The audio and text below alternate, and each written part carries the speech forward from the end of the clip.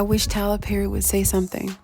I wish that we had a word from himself instead of his lawyers to address these heinous allegations. I mean, it's really sad. It's really disheartening because this is one of my favorite shows, for one, and Tyler Perry does so much for so many people. It's really hard to believe that that he would take advantage of another victim in that way, because according to the court documents, Derek Dixon is he's been harassed before, or he's been abused before, something to where, he's seeing a therapist. All of this is public knowledge, right? So he's broken somewhere. He's seeing a therapist, and he's reportedly, been fighting depression and anxiety and all these other things, and some of which this situation has allegedly contributed to this said health condition. And in my last video, I kind of brushed over a lot of the incidents and compared the real life situations to Dale's character and how all of that unfolded, and compared it to some of his real life situations, right? Where he said that allegedly Tyler Perry took parts of their conversations and part of those situational conditions of what they were going through at the time and wrote it into the Oval.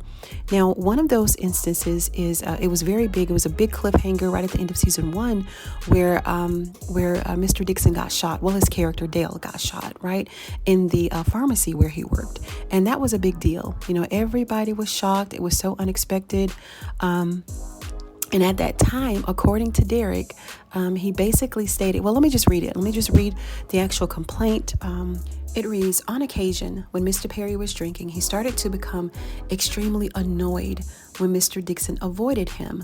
Mr. Perry stated that of the 600 people in his phone book, he only wanted to talk to Mr. Dixon.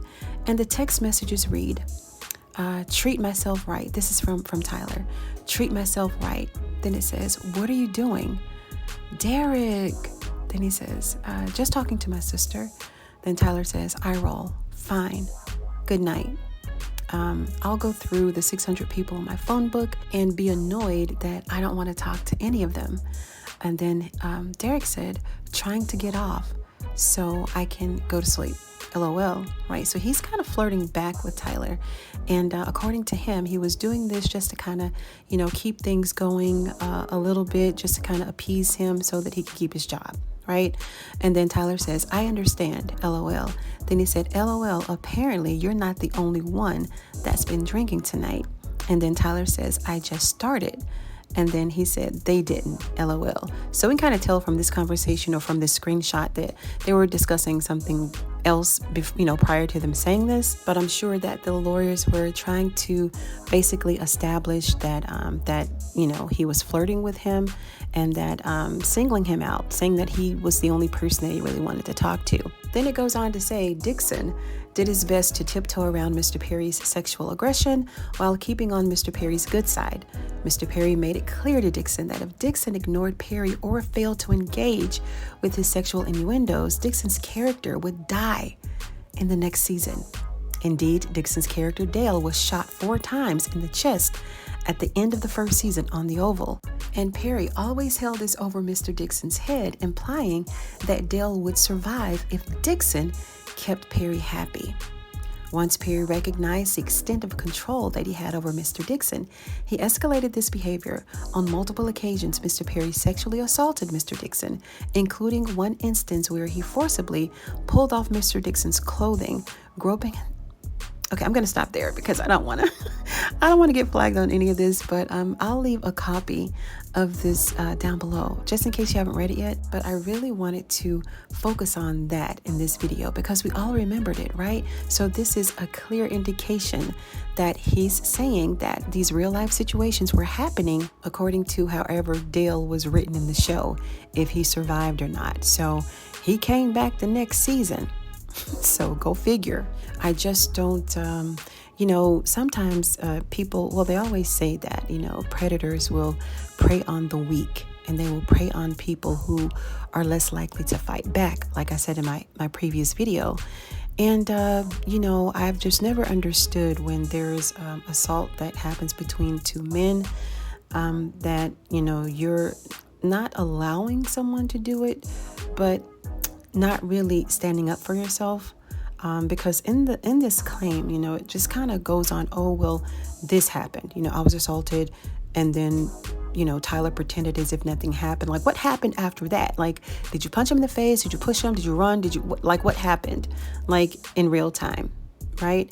Because it's just, it just kind of skips, some very key important areas, which I'm sure that they're probably going to save that for discovery or during the trial if it makes it to trial. So there are a lot of key elements missing here, but I think that that's on purpose. And it's definitely enough to get people's attention.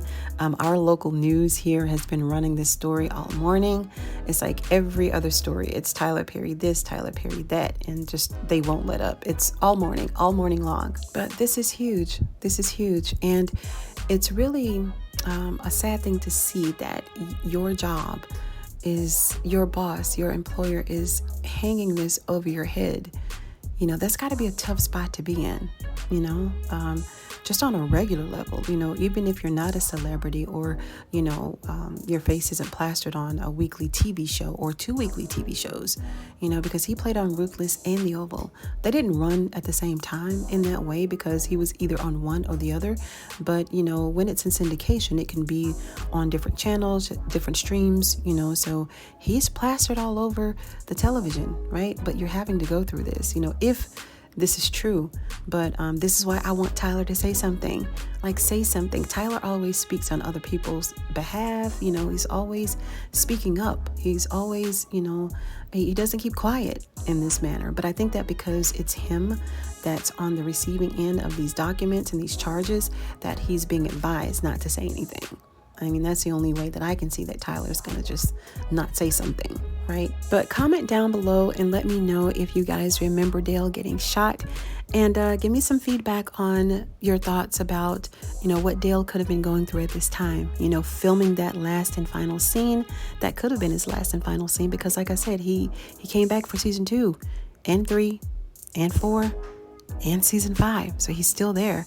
Right? But he's already marched out. He quit, breaching the contract and all this other stuff. So that was in my previous video. And if you didn't catch it, I'll leave it linked down below. But thank you so much, you guys, for tuning in. And I'm going to see you on the next one.